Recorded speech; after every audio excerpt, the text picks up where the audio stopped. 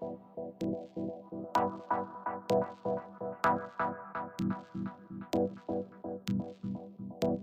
everyone. You are listening to the Blockchain Socialist podcast. And for today's interview, I have Stani Kulechov. He is the founder of Aave, which is a DeFi lending protocol, and as well Lens protocol, which is a new type of social media, which is meant to take advantage of the affordances of blockchains, of Web3 technology, to sort of rethink how we structure different social media platforms. But before we get into that, I think it would be great, Stani, if you can, maybe you can give like a little introduction, but also if you could explain Aave to people, since that's where I think that's how you became famous, I guess, was through Aave. It's also the protocol that the DeFi application that the breadchain crowd staking application, which is what I've built with my fun little side project called breadchain. Mm-hmm. And so I thought it'd be really nice if you can maybe explain what that is and what is unique about it. Yeah, definitely, and thanks for using the Aave protocol. So what Aave is as a user you can supply cryptographic assets into the Aave protocol and receive yield on those assets, and at the same time you can use those assets as a collateral to borrow other kind of assets. So typical example is that you might have some ETH sitting on your wallet that you don't want to spend because you're a believer in the Ethereum ecosystem, but you would like to see that balance grow. So what you do is that you supply these assets into the protocol, but at the same time, you want to use a bit of that network capital that you have stuck in ETH. So what you could do is you could borrow stable coins from the Aave protocol without any intermediaries. So you are interacting directly with the smart contract infrastructure, the protocol itself, and finance some sort of a goal. That could be, that could be tuition, that could be a mortgage, a car, or any kind of finance goal you might have in mind. And as a protocol, it means that it's just a set of infrastructure that has been built and deployed in multiple different EVM-based blockchains, Ethereum, Polygon, Avalanche, and so-called layer 2s, Optimism and Arbitrum. So effectively, because it's an infrastructure, anyone can actually use that infrastructure. So we call it as a public good.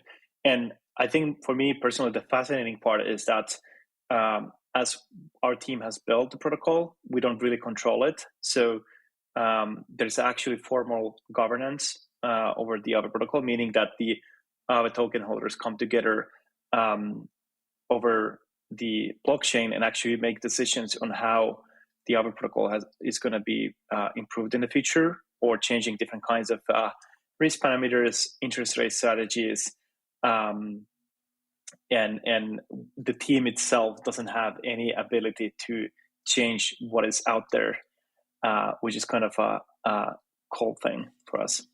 Yeah, so the way that to kind of maybe to simplify it for some people who may be listening, in order to use Aave, you would provide collateral. So you would give, perhaps it could be Ether, it could be DAI, it could be any of these type of crypto tokens that are on an EVM chain. You can then borrow assets of a different token that is of less value than what you've given collateral. So it's always over collateralized. And you can use that for various reasons why you would do that, as for trading or as for, whatever it is that you want to accomplish. Yeah. So we use that. Good. Yeah. And just to say that I would say roughly 70% of the protocol users are simply supplying assets to earn. So they're not actually borrowing anything out of the protocol itself. Yeah, most people are lending than they are borrowing. Yeah, exactly. Yeah, and that's basically what we use it for with breadchain as well. We just lend out DAI so that we can earn a yield off of that DAI to help fund the cooperative, and we create sort of a wrapped token for that people can use within the network. But so since the success of Aave over the past few years, you've kind of transitioned now into social media. You've gone from DeFi to social media, using the same type of tools that you've built Aave with. But maybe before we get into what Lens protocol is and how it works and how it's different, I think it would be interesting to know, I guess, for you, what is the problem with social media today, as you see it, and which kind of Lens is meant to solve for? Yeah, I mean, I see different layers of challenges in the current social media landscape. I like to always kind of like approach the social media challenge from a perspective where seeing social media as a place of having digital town squares. So, for example, if you go back in history, there's been always some sort of a venue or a forum where people come together and they make different kinds of either decisions, or they share news, or they get informed and educate themselves. So that has been happening in the ancient Greek times and even way longer in history. So that's the kind of like a people coming together component. And the second thing is that we usually also form a lot of relationships online, and form a lot of social capital. So it's very normal in human behavior to actually create relationships. You might create friendships in whatever you are going school, for example, your workplace, with your neighbors and whatnot. But what is fascinating is that now, especially with the past decades, more and more that creation of social capital actually happens over online. So, for example, that if you look at today, we have roughly 5 billion people over the internet, and almost equal amount of social media users at this point. But effectively, what we see today is that many of the users are creating that social capital or creating content in a platforms where they really don't have a specific ownership. So if that platform, for example, goes down or disappears, what basically happened with MySpace, they lost their data a while back ago. You really don't have the ownership of those connections you make. But actually, if you think about the real life use cases, when you make connections, I would say like off chain, what happens is that you form those relations and they exist. But in the global internet economy and our presence, it's very hard to create audiences and own. And with Lens, our goal is to approach the challenge from the perspective of being able to create a profile that you own, and it's secured by the blockchain, and also being able to create an audience. So we create different kinds of relationships online, and what is happening is that we create them inside of a platform, so we really don't have the ownership for that audience. So, for example, that if I want to actually go into another venue, another digital town square, I can't actually take my audience with me into this new venue, and that's the kind of like a challenge where we don't really have the ownership of the connections and online presence we're making today online. And blockchain is interesting way to solve this challenge, because in the first place, what Bitcoin was trying to do is to actually solve the idea of being able to have ownership over your monetary value, and being able to transact peer-to-peer without intermediaries. And with Ethereum and EVM, we took one step forward and made actually that finance programmable. And with Lens protocol and the Web3 social, the idea is to extend it further, that if you can actually own your own wealth and your own money, you should be able to also own your identity and your online presence. and change the kind of dynamics that we have today on online, where platforms are the ones that decide upon different kinds of policies and how users see content, or how the monetization works today. Yeah. I mean, you're talking to someone who is unfortunately a online content creator. So I definitely understand like where that's like the idea of being able to port your audience to someplace else. Like I have sympathies for, because I have thought about like, at any moment, what if Elon Musk or whoever's at the CEO of Patreon, I don't know, doesn't like me anymore. Like I don't have very many options, which is why I have been kind of like exploring, for example, like NFTs as a way for people to subscribe as an alternative. Because there is this risk that I think what Matt Dryhurst has called platform risk, that a lot of artists and creators have, is that at any moment, you don't know whenever a platform may disappear, in which case you as an individual user who has zero, ownership or real stake into a platform, like you have no recourse for what happens, and you're not the highest priority for the platform. It's whoever their shareholders are. And typically when you look at these platforms, especially when they're related to, for example, not the entertainment part of the online social media, but actually to the part of on the part of creating news, for example, and sharing opinions, that's where a lot of the actual I would say kind of like interactions becomes more political, and in that part, it's very kind of like hard to create a very equal, accessible, and fair environment online, from the perspective when the users don't really have a choice to select their platforms. And I think what's radically going to be different in the future, especially with Web3, is that you can actually start having that choice. So you have the flexibility to go from one application to another, change your experience, but also maybe subscribe into a different kind of a content moderation policy that resonates your values more without actually losing your distribution. And I think that's where the value is for users. And when we create that flexibility and opportunity, what happens also is that these platforms and applications, they really need to think about then, well, how we actually can compete in this environment where the users can now actually move very easily from one place to another, and they retain ownership of their audience.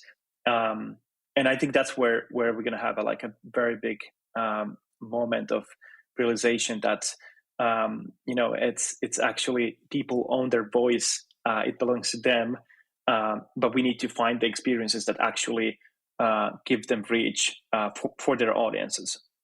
Yeah, I think so. A lot of the things that you're mentioning now, I think you're alluding to some of the stuff that Lens Protocol is meant to solve. So maybe if you could, from a high level, like how does Lens Protocol works? And I think, if you could add to that as well, like how does a protocol differ from a platform like Twitter, like Facebook, or whatever else? Yeah, similar to Aave, so Lens Protocol, most of the infrastructure is deployed into the blockchain. So the reason we use blockchain is because it's a good way of giving different kinds of guarantees for the user. So where the Aave protocol gives you the guarantees of certain type of yield, for example, based on verified interest rate formula, certain type of execution, Lens protocol provides you the guarantee of ownership of your profile, your online presence. And that ownership is also tokenized as an NFT. So you can move it from one wallet to another. You can store it in your cold storage, delegate the ability to post from another address. And then you also have the idea of social graph, so the connections you are making over online, and that's also secured by the blockchain as well. So it's basically a tool set for any user to create online presence and have an ownership and distribution. But at the same time, it also creates ability to create a brand, for example, as well.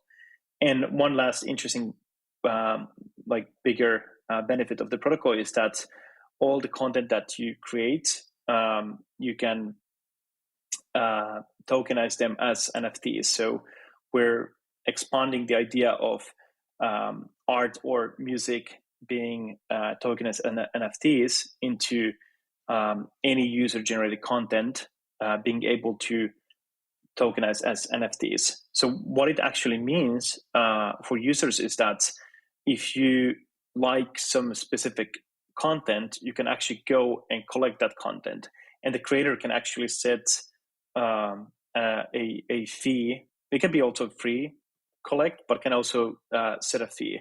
So it's this idea in Web3 where there isn't necessarily like a good explanation of what NFTs or buying or collecting NFTs actually mean, but there is different kinds of interpretations there, and one of them where I think it kind of like it makes a lot of sense to me is that it's a way to actually consume content, and by consumption means you are able to signal that you actually are supporting this piece of content, and you might also want to support the creator as well and be part of that community of whatever content you're consuming. So it's kind of like a fascinating concept from like the creator content creation perspective, like what an NFT is of a particular content, because it might be anything. It might not be just a picture of art. It can actually be just one word or one sentence that is just like culturally relevant or relevant for that audience to collect.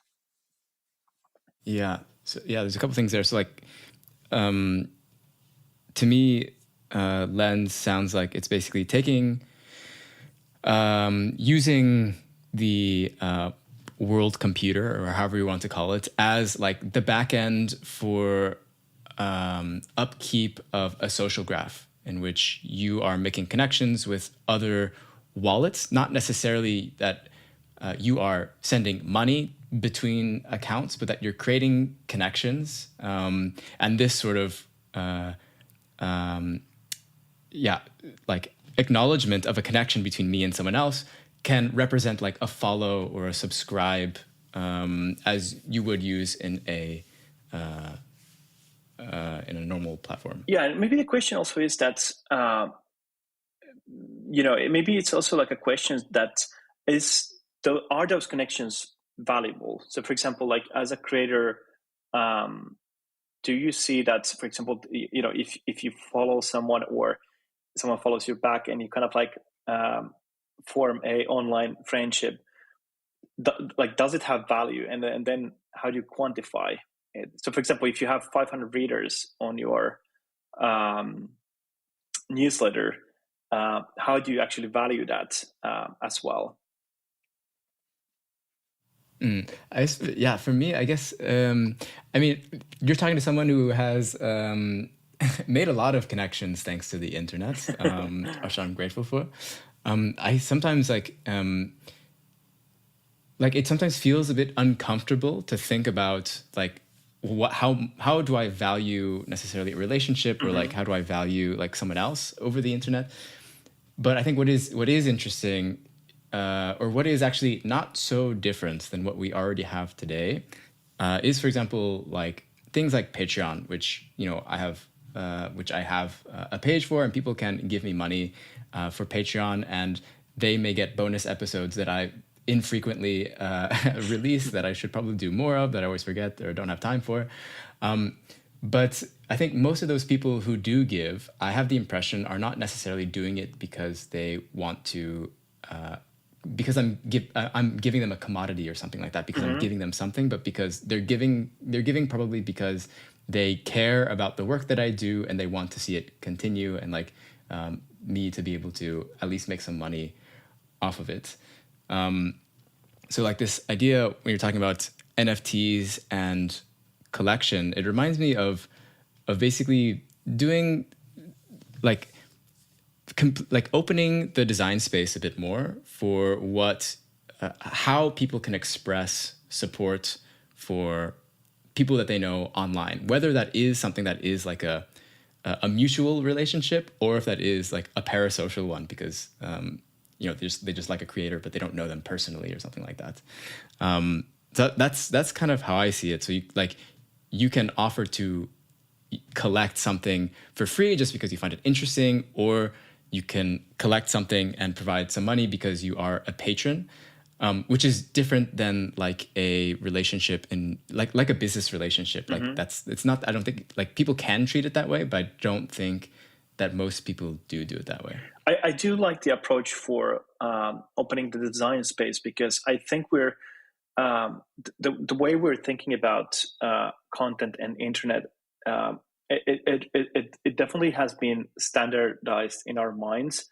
But if you take just like few steps, you know, back and think about like you know, the same piece of content, you know, it can be consumed in a way where you're paying for the content, or you can read it for free. And I think you know, when I was very young and growing up in Finland, some of the things that I wanted to consume and read, you know, I went to library. So at that point, I basically went to read different kinds of newspapers that were fascinating to me. Mainly, for example, different kinds of financial news. You have also like TV, like might be state sponsored. You might pay for additional content. But it's just like a showcases that necessarily the same piece of content doesn't need to be priced in a way where, you know, everyone necessarily is paying the same thing. Even if you, let's say, you read a piece of a blog post, and everyone can actually consume it. It doesn't need to necessarily be behind of a paywall. And I actually think that internet is going towards direction of a paywall. So we're seeing more and more different kinds of news outlets actually putting a lot of the consumption behind a paid service. But I believe that, you know, you can actually monetize and get support from your audience by leaving the choice for the actual consumers of the content on whether to pay for the content or not. And whether to pay, I think the collect is a way of actually appreciating, you know, that I want this creator to actually continue finding new exciting things and seeing future new content. So in some sort of ways, when you're collecting something, it's basically funding or placing a bet that, you know, there's going to be in the future more exciting content that you want to see. And it also gives more flexibility for the consumer to think about like whether I'm capable of paying for this content, and also like takes a bit more different kind of approach where, you know, every single person should pay the same thing, but maybe, you know, I'm in the position to pay today, someone else might be in tomorrow, as long as you have some sort of pricing mechanism that you're able to do as a creator what you love to do. So there, it really opens the design space, and have been doing some research on why people collect, and some of these reasons are that they want to support, they want additional things, or a third one, which is very interesting, is that they want to be part of a community. So if you are collecting someone, a writer's, let's say, content, you know, you're part of that community, so that the writer recognizes that, and that can be used in different ways in the future. So it can be fully without utility, but it definitely has that kind of value aspect there. Yeah, I think that it's. I mean, for me, it's interesting because I mean, on one side, one of the, I guess, criticisms about the creator economy or like artists putting their content online and what has like been caused out of it is like, especially if you look at music, is kind of like the downward spiral of like how or the cheapening of art or like cheapening of content. And I think that opening up that design, like right now, that is the design that we are kind of like forced into, is sort of like this race to the bottom, I think, a bit with a lot of these platforms and how they work and with how AI. they extract. Now with AI, who knows how that's going to fuck things up. The opening of that design space, I think, allows for just like new types of expression that people may be more interested in being a part of that don't necessarily commodify the art or the content.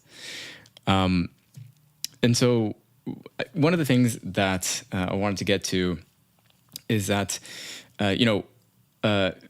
one of like people think of now, you hear a lot like social media platforms consider users as the product, or at least a big part of the product, in which they sell these advertising packages that are sold based on your posting history and based on like which market category you fit in. They want you to, they sell probably higher prices for more expensive users or wealthier users. But this sort of came about because some will say that no one wanted to pay for anything over the internet. Like that was like people were afraid to put in their credit cards. They didn't want to do like micro payments or things like that. And it's only pretty recent that and I think Patreon, actually, I would argue that's a separate discussion, has kind of like opened up that door a little bit. But so everyone sort of like expected or wanted everything for free. But now with Web3, crypto, whatever you want to call it, it introduces the potential for new revenue models or new ways of making money. So like knowing that big tech, social media is sort of in the camp of everything is free, but we're selling you, and that's our revenue model. Like, what is the revenue model for Lens, or even like what are some alternative types of revenue models for this type of Web3 social media? Yeah, and I think it's actually quite interesting how people think about getting things free online, because I also think it definitely boils down to, in one perspective, to the point that people were scared to put the credit card online. Whenever you were purchasing anything, you went to look at the reviews, whether this is actually a credible online e-commerce shop, for example. But there's also another issue related to that, is that there wasn't for quite a while ways of paying online. So PayPal changed that quite significantly. Stripe made it even easier. But at the same time, the amount of kind of like a free content expanded online, and I think it's really a good thing as well. So like the way I see it is that what Web1 did, and me, who I grew up over the internet. I used to play a lot of video games, and the more bandwidth I got, like the more the more games I played. But at the same time, I was spending a lot of time on actually learning online. So if I compare the amounts of spending online learning things versus spending time growing up in school, definitely I spend more time learning over the internet. And what I realized is that this access to free content is like very democratizing. So you can get any information, whatever you want to learn, that necessarily doesn't exist in your local library, especially coming from a small country, from the Nordics. You don't have the same access to information or same access to people, and that creates a bit of inequality, right? And I think internet did it pretty well of actually establishing first this very scale free information, free access content, and we had this amazing open source movement, and that's one of the reasons why 99.9 something percent of most of the servers are running open source software. Linux, for example, and Linus Torvalds, another example from another Finnish person building open source. Finnish pride. Yeah. But what I see fascinating is that the Web1, created this kind of like a democratization opportunity that now everyone can have access to the base information, and kind of like left on the side, like how we're going to monetize. And it actually feels very hard to see these days when you're looking at the Wikipedia page, and you have this donation popping up with like, can you donate £2 or $2 for keeping Wikipedia running, which is like in one perspective, kind of like it's one of the most important like online libraries and source of information for every single person on the planet. So, and with Web2, we created more of like platforms where we put people together and very easy create them easy tools to create that content. So we don't need any more, authorities or university pages or necessarily Wikipedia, but like anyone can actually create content that is valuable. There's insights, there's knowledge, there's resources, and then pretty much like the idea where how we can actually monetize, everything derived to ads, because you have this history of not monetizing, and that's why what social media platforms are interested when they are building their product is that how often they can get you back, how much time you spend, and the more time you spend on the platforms, and the more you engage, the more they can actually sell ads, but also the more they can actually charge for those ads. So it's very ads driven mechanism. But now, like if you look into the reality where we are from technical standpoints, you can actually pretty much monetize a lot of the content, and that's why I'm thinking why internet, some part of the content, especially kind of like a premium content, is moving behind a paywall, in more of like a news sites, when you want to read some interesting article on a online newspaper, you hit very quickly the request to sign up and subscribe. But I think what's valuable is that instead of actually just hiding the content, how we can actually keep the content democratic? So how we can allow anyone the access to see it, at least most of the relevant base information that people need and insights to keep them up to date. And at the same time, how we can support the creators.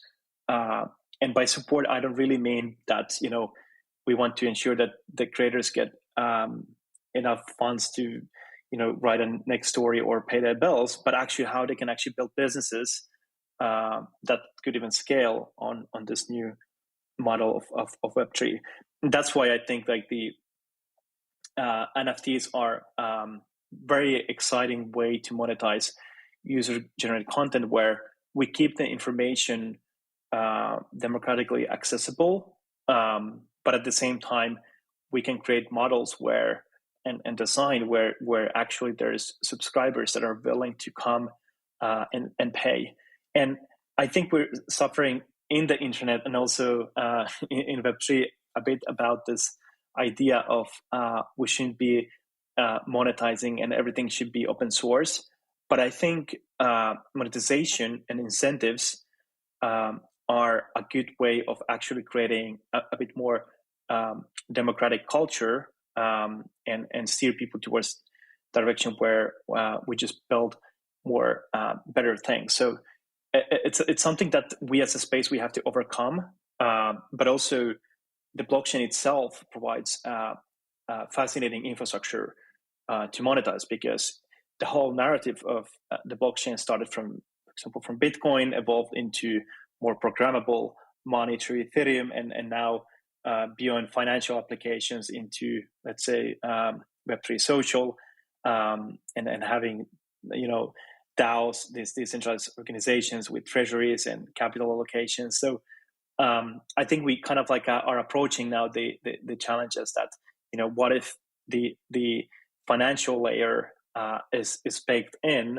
and there's different kinds of incentives to ensure that we are able to produce and build things in a way where it still serves a public good, general purpose, and creators can actually make a living and build businesses around the infrastructure.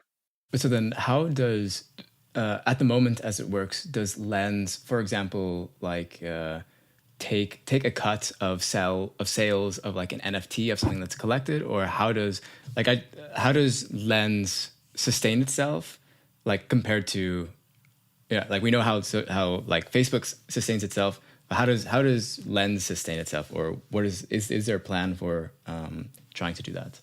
In terms of monetization on the protocol level, so there is built-in monetization mechanisms for the protocol. So you can take a fee out of all the collects or any other kind of revenue. That could be, for example, users paying to follow a particular user, for mirroring fees. So mirroring is similar to sharing or retweeting, and being able to capture those fees. So down the line, that is something that can be activated. We as a team, we hope that happens more of when the protocol gets more decentralized. It's further built down the line. So we are at version 1 now, and it's live on Polygon. But down the line, what we expect that many of these monetization decisions on a protocol level happen through the community. And one big difference about Lens is that you might see a content created, let's say, in one of the applications built on top. So let's say Lenser, which is an open source client that anyone can fork and build their own version. So for example, the content might be created in Lenser but collected in another application. So let's say Butterfly or Orb. These are the 2 example applications, or Favor, and they might be collected there in the another application, or mirrored and somewhere else collected. So all these applications, they can actually share the fees that they're collecting with the protocol itself between all these applications, between users. So you have these different kinds of layers of monetization, but the key difference here is that it's very much symbiotic. So they're growing together and sharing fees, which is kind of unheard of. One, let's say, bigger social media platform sharing directly with another one based on the content that is created. So they serve to each other content creation, that liquidity. They serve to each other distribution, experiences, onboarding more users, and it's kind of like a building towards the same social graphs that pulls them together.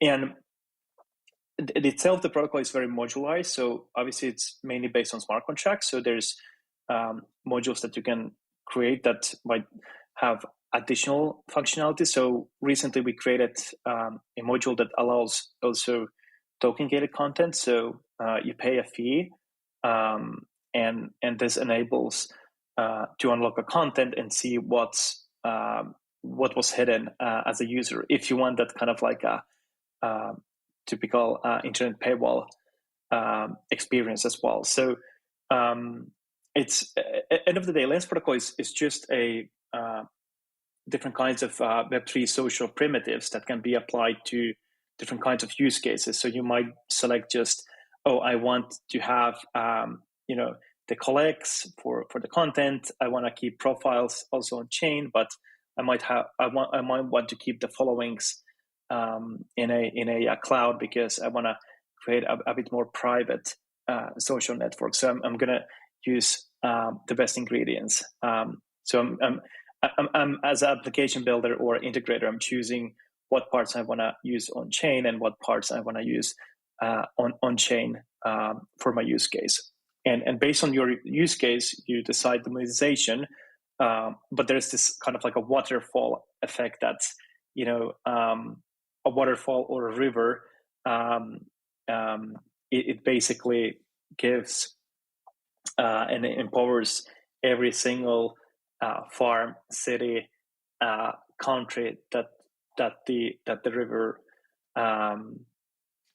actually floats over, which is quite interesting. So, yeah, if I could summarize that, maybe like you have the social graph, which is being recorded on chain. Yeah.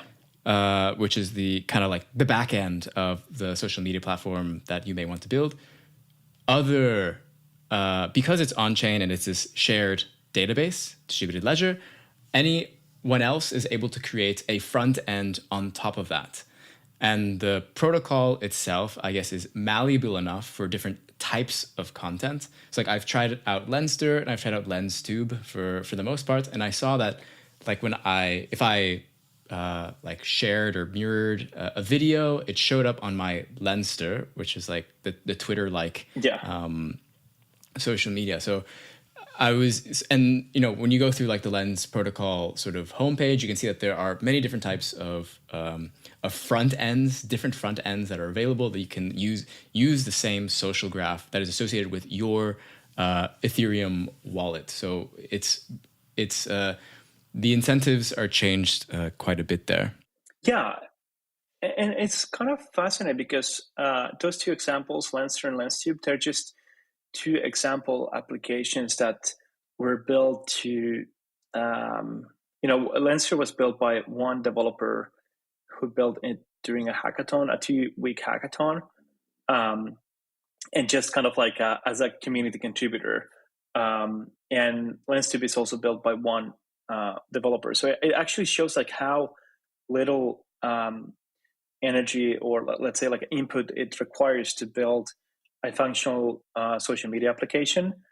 I'm personally more excited about all the new things you can actually build, and as we make it more easier, you could build very quickly a social media experience.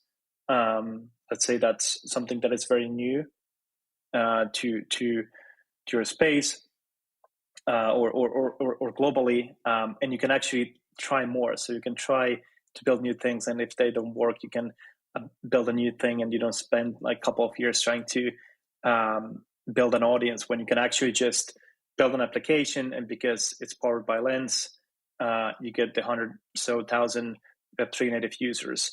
I actually think even we'll get more integrations into existing Web3 applications. So I could see, for example, Lens being valuable as a social layer across the whole Web3 ecosystem. So you will see basic integrations in DeFi applications or DAO tools where you can actually use the native primitives like the commenting, logging with your profile, sharing the content, or let's say governance proposals across the Lens protocol and the other features there. Because whenever I ask the actual creators, so there's sort of music creators, there's also a few podcasters and writers, and I usually ask like what brings them back to Lens, and in many cases is, from what I hear from these Web3 native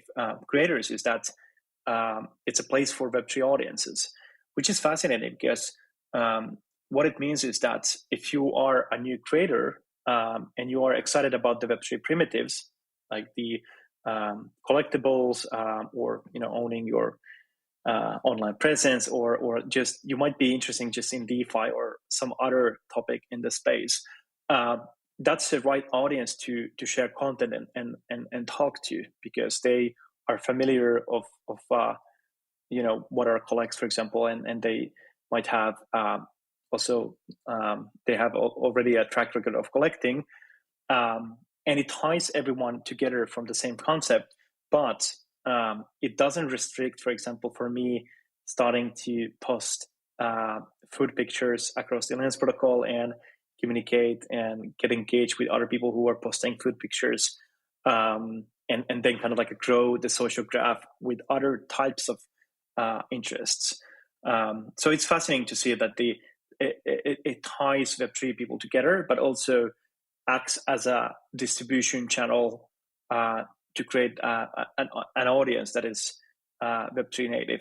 Right. And also just not, I guess, tied to a single front end application that you may happen to be using, which I think is interesting. And as well, to what you said kind of earlier, holding off on, it sounds like you guys are holding off on sort of like the monetization or revenue model for Lens. There's a possibility there that perhaps for later, but it opens the door, not that I'm insinuating what exactly you guys are going to do, but it opens the door or possibility for a kind of collectively owned or governed social graph protocol. So you're like, so there is the possibility like of, there was a few years ago, maybe I think, I can't remember how long now, but people had been wanting to turn Twitter into a cooperative, for example, as like kind of a joke, because they were, I think Twitter was like going to be sold or something like that. And people were like, all right, let's, like maybe we can pool some money together and we can turn Twitter into a cooperative.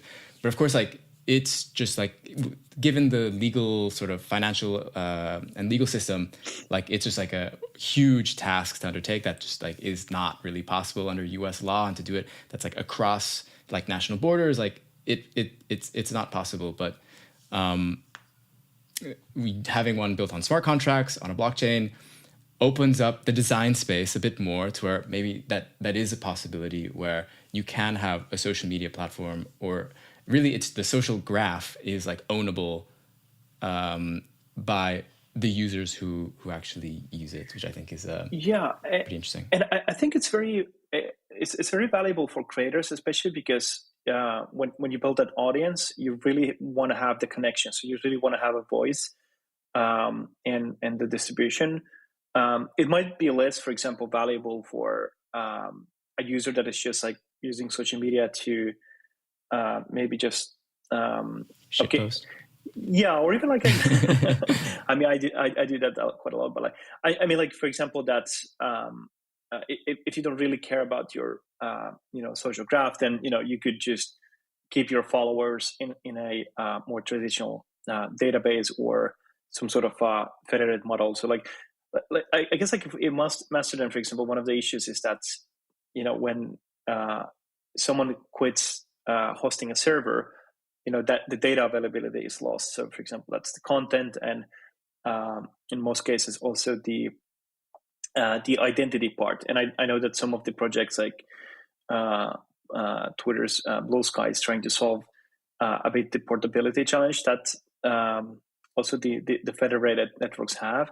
But like with the blockchain based guarantees, you can actually have the data availability and also execution. So data availability means that you have those followers and that's your audience, and then the execution that comes from the blockchain is, if you want to apply that too with Lens protocol, it means, for example, that maybe only people that follow me or collected one of my items can actually comment, or whoever has collected previously my content can be the first person to comment whatever I might have, or decrypt something that is token gated. So you can create this kind of like a verified rules based on activity. And I find it very fascinating because on-chain data and blockchain-based data, we kind of like are creating it all the time, and we love the idea of like transparent markets and understanding like what's happening in decentralized finance, and understanding, let's say, like collateralizations of different protocols. But at the same time, we're creating this kind of like a on-chain Web3 economic footprint, and each of us has their own Web3 footprint. And based on that, it actually helps to create verified data points that could be used in, for example, in credit in the future. Very typical problem is that when you move from one country to another, you can't really passport your credit history, for example. But something that's on chain, verified, depending on how much verification you need and what kind of data, that's basically cross-border, and that could be used in various different use cases. And we're just so early that we don't have those use cases yet. And then on top of that base layer, you can build different kinds of things, like, for example, privacy, private networks, and apply anything that specifically is needed, without actually then creating a situation where the users need to give up of their ownership of their profiles and the distribution. So I find the blockchain component very valuable piece of giving guarantees, and also that monetization part. And the reason for that is also that if you think about like financial capital, a lot of people have, let's say, financial wealth, but what every single person in the planet has is the social capital. So, the connections you create, the network you have, the distribution, and not being able to actually have ownership over that is very hard challenge at this point. And I think that's going to be one of the features of Lens that will be appreciated over the long run, because it gives the ownership, but it also changes the dynamics. So the creators and the users, they have more actually power and pull of how these applications and algorithms are built, because not only the computation is done by open data, but at the same time, it opens up the competition. So what decentralized finance did to finance is that it democratized the access to build next generation financial applications. And with Lens and Web3 Social, what happens also is that anyone can actually come and build better algorithms. And as a user, you have more choice. So if we go back to the previous discussion where we're thinking about the monetization models and how the algorithms work in Web2 space, they have to be tuned into profitability. They have to basically be tuned into getting you to come more often into the application, and then that allows those platforms to actually charge more for the ads, which is kind of a crazy idea, because probably the most of the exciting social media use cases might be coming from applications where you might just open them, once a week to do something like very, very valuable, but less frequently. And if we're able to monetize that and provide that as a kind of like a business that could be built on top of these open protocols, I think we're in a quite good path. Yeah. So maybe some of my closing thoughts, since I know we're at the top of the hour, but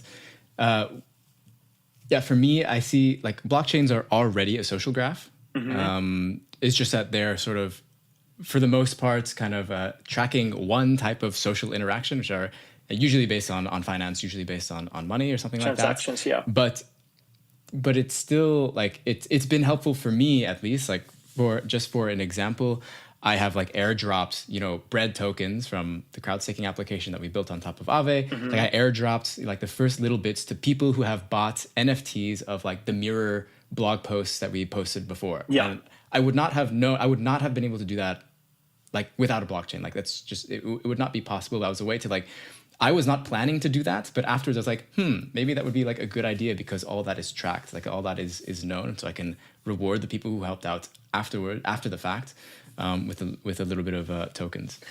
And then the other part I wanted to mention, I think was interesting, is that like the algorithm in which you see information that you see in your feed is a front end capability. Like that's which means that each application can show information based on different needs. So you can go to maybe you'll have a choice between the application that is meant to give you tweets that make you angry versus another one that gives you tweets that make you happy or whatever, like that optimizes for different types of interaction while still using the same backend and social graph.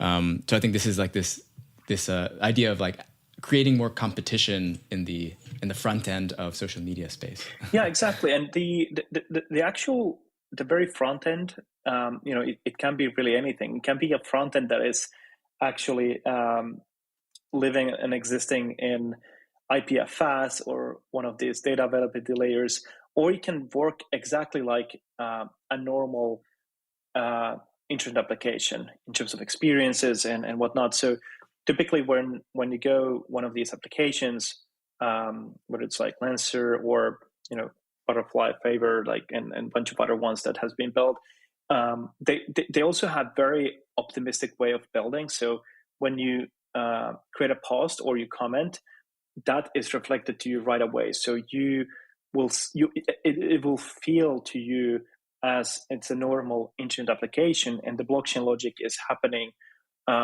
in the background, creating a transaction and so forth. So a lot of the things are actually abstracted away from the users, and this was one of the core decisions that we made in the very early. That if we want to build for adoption and users that are less technical, and we want to more people into the space, we really need to think about like how we get into the same level as all these applications, but we will have the guarantees that something like a blockchain, data availability, or any other decentralized technology actually provides. And that was like a very important decision from us, and also learning, because it wasn't easy to achieve and educate all the users that no, you actually, you press this button and you don't need to pay gas, you don't need to sign for transactions, everything just happens in the background. Like it really feels, and educating also all the integrators and people who are building on top of the Lens protocol. So that was kind of like a decision that we made. But end of the day, it's a set of primitives that where whatever is your use case. For some applications, they just want to have the ability to sign in with your Lens profile and maybe show things. And I really like what you said about the fact that the whole blockchain is a social graph and full of interactions, because that's the way I see it. And we used a lot of that on-chain data to actually onboard a lot of the early adopters. So the protocol is still in beta. So there's roughly 14,000 users that has minted a Lens profile. And the way we actually have been onboarding is that we've been looking into the on-chain data and seeing like, here's a group of people who have been using DAOs or donated through Gitcoin or deposited into the Aave protocol or collected a mirror post.